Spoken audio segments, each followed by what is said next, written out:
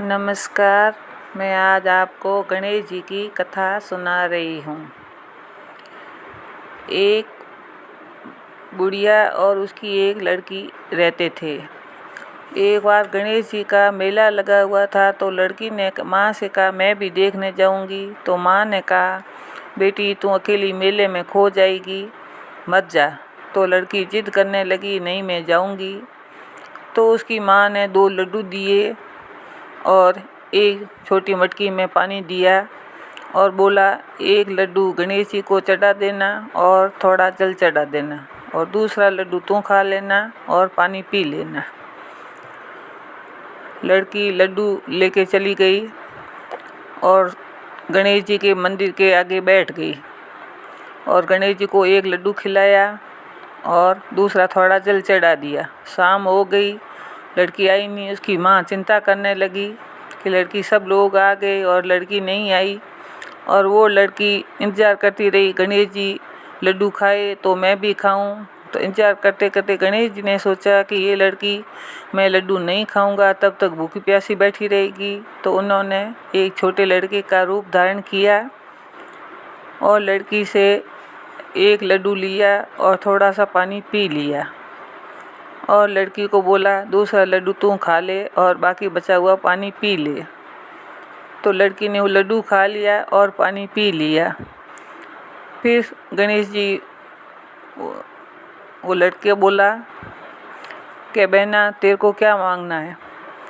तो वो सोचने लगी कि मैं क्या मांगूं, घर मांगूं, धन मांगूं, अन्न मांगूं, क्या क्या मांगूं या फिर वर मांगूं। सोच रही थी तो गणेश जी को सब पता चल गया उसके मन की।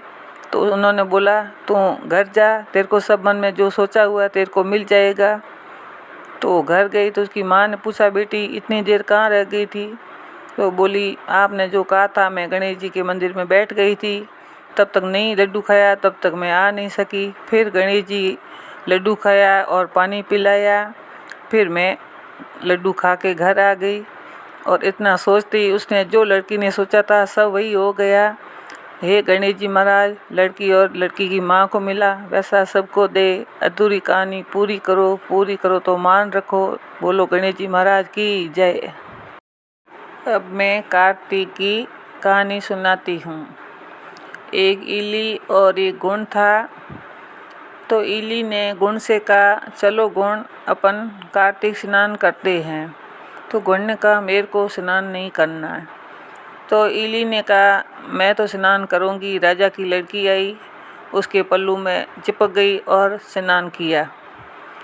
और स्नान उसने महीना भर स्नान किया और गुण ने स्नान किया नहीं।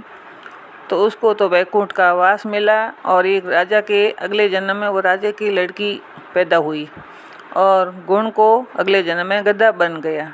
तो लड़की बड़ी हुई तो राजा ने धूमधाम से उसकी शादी की। तो उसकी पालकी जाने लगी तो लड़की ने कहा पिताजी मेरे को तो ये गधा साथ में चाहिए। तो पिताजी ने बहुत कहा कि बेटी गधे को ले जाके क्या करेगी। तो नहीं मैं गधे को ले जाऊंगी। तो उन्होंने पालकी की गधा बांध दिया और ले गई। 2-4 दिन हुए तो वो लड़की आकर गधे से बात करने लगी। उसने बोला कि देख मैंने तेरे को बहुत समझाया, चल अपन कार्तिक स्नान करते हैं, कार्तिक की कथा सुनते हैं, पर तूने मेरी नहीं मानी। मैंने तो राजा की लड़की के पल्लू से चिपक कर कार्तिक स्नान कर लिया और तूने नहीं किया। तो मैं तो राजा के घर पैदा हुई और तू गधा बन गया।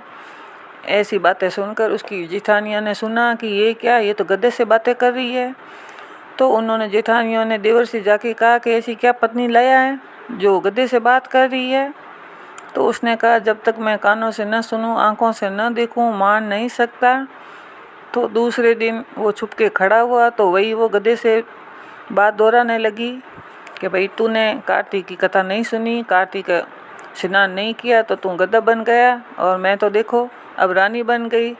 ऐसा सुनते ही उसको पति को क्रोध आया, तलवार लेके उसके सामने खड़ा हो गया। उसने बोला ये गधे से क्या बात कर रही है। तो उसने बात टाली, सच बताया नहीं। तो तेरे को सच बताना ही पड़ेगा।